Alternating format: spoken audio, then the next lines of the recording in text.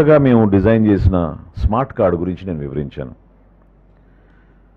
అయితే కొంతమందికి పూర్తిగా దాని గురించి సమాచారం రాలేదు కాబట్టి కొన్ని అపోహాలు, ఇది నిజంగానే మిగతా డీటెయిల్స్ ఉన్నాయా లేవా అనే విషయం ప్రస్తావించారు.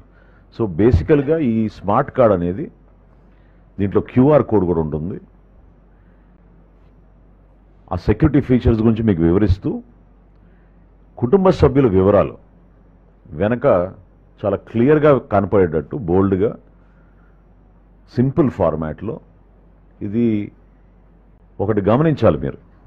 మొట్టమొదటిసారి గౌరవ ముఖ్యమంత్రి గారు అదేవిధంగా గౌరవ ఉప ముఖ్యమంత్రి గారితో సంప్రదించినప్పుడు మన ఎవ్వరి ఫోటోలు లేకుండా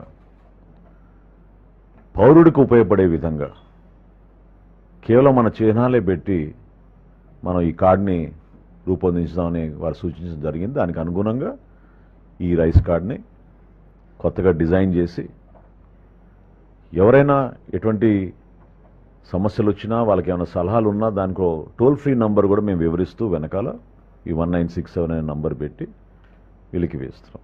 ఇక్కడ దీంట్లో సెక్యూరిటీ ఫీచర్స్ ఏంటంటే ప్రధానమైనది ఈ క్యూఆర్ కోడ్.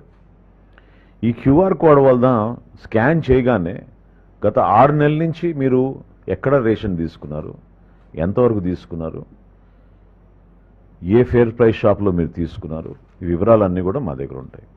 రెండోది ఇంకా ముఖ్యమైనది, ఇది ఆటోమేటిక్గా మా డేటాబేస్కి లింక్ అయింది కాబట్టి ఎవరైనా ఈ సర్వీసెస్ నేను ఇందాక చెప్పినట్టు ఉపయోగించుకుంటే ఆ మార్చుకున్న వివరాలన్నీ కూడా ఇమీడియట్గా ఆటోమేటిక్ అప్డేషన్ మా రికార్డ్స్లో సిస్టంలో ఇమీడియట్గా జమ అవుతాయి.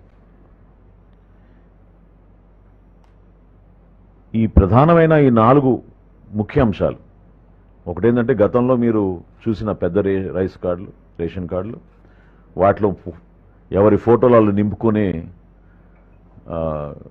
ఇబ్బందికరమైన పరిస్థితులు లేకుండా ఖచ్చితంగా పౌరులకి ఇది రాష్ట్ర ప్రభుత్వం కేంద్ర ప్రభుత్వం సహాయంతో కలిసి చేసే కార్యక్రమం కాబట్టి కేంద్ర ప్రభుత్వం రాష్ట్ర ప్రభుత్వం జారీ చేస్తున్న ఆంధ్రప్రదేశ్లో మొట్టమొదటిసారి ఈ స్మార్ట్ కార్డ్ని మేము ఈ ప్రక్రియ పూర్తి అవగానే రైస్ కార్డ్ సర్వీసెస్ 1 నెల పాటు మేము ఓపెన్ చేసి పెడతాం అందరికీ మే నెలలో.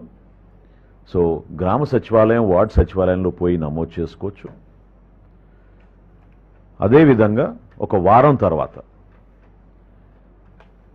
రేపటి నుంచేమో రేపు ఉదయం నుంచే గ్రామ సచివాలయం, వార్డు సచివాలయానికి వెళ్ళి ఈ కార్డు గురించి వివరాలు చెక్ చేసుకుని కొత్తవి ఏమైనా ఉంటే వివరాలు మీరు నమోదు చేసుకోవచ్చు. వచ్చే వారం నుంచి ఏ విధంగా రాష్ట్ర వ్యాప్తంగా ఒక మార్పు తీసుకొస్తున్నాం పరిపాలనలో స్మార్ట్ గవర్నెన్స్ ద్వారా, వాట్సాప్ ద్వారానే ఈ సర్వీసెస్ ఎనేబుల్ చేస్తున్నాం. సో పౌరులందరికీ కూడా ఈ వెసులుబాటు కల్పించి రాష్ట్ర వ్యాప్తంగా గతంలో మాకున్న సమాచారం మేరకు సుమారు 4,24,59,028 మందికి ఈ కొత్త కార్డ్స్ మేము జమ చేసేటట్టు వాళ్ళకి అందించేటట్టు ఒక అద్భుతమైన కార్యక్రమం జూన్ మాసంలో చేపట్టబోతున్నాం.